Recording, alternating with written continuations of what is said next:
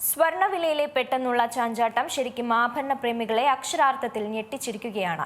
സ്വർണ്ണവില ഇനിയും ഉയരാനാണ് സാധ്യതയെന്ന് നിരീക്ഷകർ പറയുന്നു. എന്നാൽ ഈ വിലയിലെ ചാഞ്ചാട്ടം ആയിരക്കണക്കിന് പരമ്പരാഗത സ്വർണ്ണ പണിക്കാരെയാണ് പ്രതിസന്ധിയിലാക്കിയത്.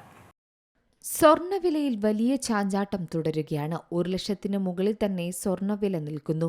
ഇന്നെല്ലാവരും 1,00,000 രൂപയ്ക്ക് മുകളിലാണ് പവൻ വില എന്നത് സ്വീകരിച്ചു കഴിഞ്ഞു. എന്നാൽ ശരിക്കും ഇത് സാധാരണക്കാരെ സംബന്ധിച്ചിടത്തോളം വലിയ ഞെട്ടലും തലവേദനയും തന്നെയാണ്. US പ്രസിഡന്റ് ഡൊണാൾഡ് ട്രംപിന്റെ 15 നിർദ്ദേശങ്ങൾ ഇറാൻ തള്ളുകയും പകരം 5 ഉപാധികൾ മുന്നോട്ട് വയ്ക്കുകയും ചെയ്തതോടെ പശ്ചിമേഷ്യൻ യുദ്ധം നീണ്ടു നിൽക്കുമോ എന്ന സംശയം വീണ്ടും ഉയർന്നിരിക്കുകയാണ്. ഇതിന്ന് സ്വർണത്തെ വീണ്ടും ചാഞ്ചാട്ടത്തിന്റെ പാതയിലേക്ക് തള്ളിവിടുന്ന കാഴ്ചയാണുള്ളത്. അതിനാൽ തന്നെ സ്വർണ്ണവില 1,00,000 കടന്ന് താഴേക്ക് വരുമെന്ന പ്രതീക്ഷ ആർക്കും വേണ്ട. നിലവിൽ 1% താഴ്ന്ന് $5,410 നിലവാരത്തിലാണ് രാജ്യാന്തര വിപണിയിൽ സ്വർണ്ണ വ്യാപാരം നടക്കുന്നത്. ആഗോളതലത്തിൽ സ്വർണ്ണവിലയിൽ സമീപ വർഷങ്ങളിൽ കുത്തനെയുള്ള കുതിപ്പ് തന്നെയാണ് രേഖപ്പെടുത്തുന്നത്. വാർഷികാടിസ്ഥാനത്തിൽ 2024 സാമ്പത്തിക വർഷത്തിൽ 10%, 2025 സാമ്പത്തിക വർഷത്തിൽ 30%, 2026 സാമ്പത്തിക വർഷത്തിലെ ആദ്യ 9 മാസങ്ങളിൽ 46% വർധനവുണ്ടായെന്നാണ് പറയുന്നത്.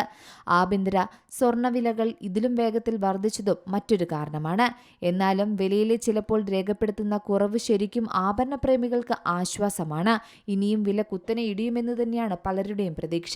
എന്നാൽ സ്വർണ്ണവിലയിലെ ഇപ്പോഴത്തെ ചാഞ്ചാട്ടം വ്യാപാരികൾ പറയുന്നതനുസരിച്ച് സ്വർണ്ണാഭരണം വാങ്ങുന്നത് ഒരു ചെലവേറിയ കാര്യം തന്നെയാണ്. വില കുറഞ്ഞിട്ടും സ്വർണം വാങ്ങാൻ ആളുകൾ എത്തുന്നില്ല എന്നതും മറ്റൊരു സത്യം. അതിന്റെ ഒരു പ്രധാന കാരണം ഇനിയും വില കുത്തനെ താഴുമെന്ന പ്രതീക്ഷ തന്നെയാണ്. എന്നാൽ ഇന്ന് സ്വർണം വാങ്ങുക എന്നത് അത്ര എളുപ്പമല്ല. യഥാർത്ഥ സ്വർണ്ണവിലയെക്കാളും ആഭരണ രൂപത്തിൽ സ്വർണം വാങ്ങുമ്പോൾ വിലയിൽ വ്യത്യാസം വരുന്നുണ്ട്. അതിന്റെ പ്രധാന കാരണം നിർമ്മാണ ചെലവും GSTയും ഉൾപ്പെടുന്നതാണ്. 24 ക്യാരറ്റ് സ്വർണത്തെ ആഭരണ രൂപത്തിലേക്ക് മാറ്റുന്നത് വളരെ പ്രയാസമാണ്. അതുകൊണ്ട് തന്നെ 22 ക്യാരറ്റ് മുതലാണ് ആഭരണ രൂപത്തിലേക്ക് സ്വർണത്തെ മാറ്റിയെടുക്കുന്നത്. സ്വർണ്ണാഭരണങ്ങളുടെ ഡിസൈൻ അനുസരിച്ചാണ് പണിക്കൂലി കണക്കാക്കുന്നത്. 5% മുതൽ 30% വരെയാണ് പണിക്കൂലി ഈടാക്കുക. ഡിസൈനിന്റെ പ്രത്യേകതയും ബ്രാൻഡിന്റെ പ്രശസ്തിയും അനുസരിച്ച് ഈ വിലയിലും വ്യത്യാസം വരാം. എന്തായാലും സ്വർണ്ണവില എല്ലാ ദിവസവും പുതിയ കൊടുമുടികളിലേക്ക് എത്തുകയാണ്. ഇപ്പോൾ രാജ്യത്തുടനീളമുള്ള ആഭരണശാലകൾക്കപ്പുറത്തേക്ക് അതിന്റെ ആഘാതം അനുഭവപ്പെട്ടു തുടങ്ങി. പ്രത്യേകിച്ച് ആയിരക്കണക്കിന് പരമ്പരാഗത സ്വർണ്ണപ്പണിക്കാരെയാണ് ഇത് പ്രതിസന്ധിയിലാക്കിയിരിക്കുന്നത്. വിലയേറിയ ലോഹത്തിന്റെ കുതിച്ചുയരുന്ന വില നൂറ്റാണ്ടുകൾ പഴക്കമുള്ള ഒരു തൊഴിലിനെ ഇല്ലായ്മ ചെയ്യുന്നതിലേക്ക് തള്ളിവിടുക മാത്രമല്ല, അതിജീവനത്തിനായി നിരവധി കരകൗശല വിദഗ്ധരെ അവരുടെ പൂർവിക കരകൗശല വസ്തുക്കൾ ഉപേക്ഷിക്കാൻ നിർബന്ധരാക്കുകയും ചെയ്യുകയാണ്. ഏകദേശം 2000 വർഷമായി സ്വർണ്ണപ്പണിക്കാർ സ്വർണം, വെള്ളി എന്നിവയിൽ ആഭരണങ്ങൾ നിർമ്മിക്കുന്നതിലെ അവരുടെ വൈദഗ്ധ്യത്തിന് അവർ ആദരിക്കപ്പെടുന്ന ഒരു സമൂഹം തന്നെയുണ്ട്. സ്വർണ്ണപ്പണിക്കാർ കേന്ദ്ര ബാങ്ക് പങ്കുവഹിക്കുന്ന പുരാതന തമിഴ് ഇതിഹാസ ചിലപ്പതികാരത്തിലും ചില കരകൗശല വിദഗ്ധരെ പരാമർശിക്കുന്നുണ്ട്.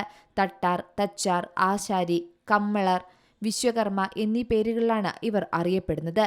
എന്നാൽ സ്വർണ്ണപ്പണിക്കാർ ഇപ്പോൾ വേഗത്തിൽ അപ്രത്യക്ഷരായിക്കൊണ്ടിരിക്കുകയാണ്. കാരണം വില കൂടുന്നതിനോടൊപ്പം സ്വർണം വാങ്ങുന്ന ആളുകളുടെ എണ്ണം ഗണ്യമായി കുറഞ്ഞു.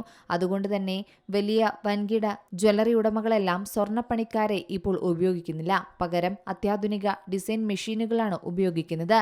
എന്നിരുന്നാലും വിപണി മാന്ദ്യം സംഭവിക്കുന്നതുകൊണ്ട് തന്നെ കച്ചവടക്കാരെയും ഇത് വലിയ തരത്തിലാണ് ബാധിക്കുന്നത്.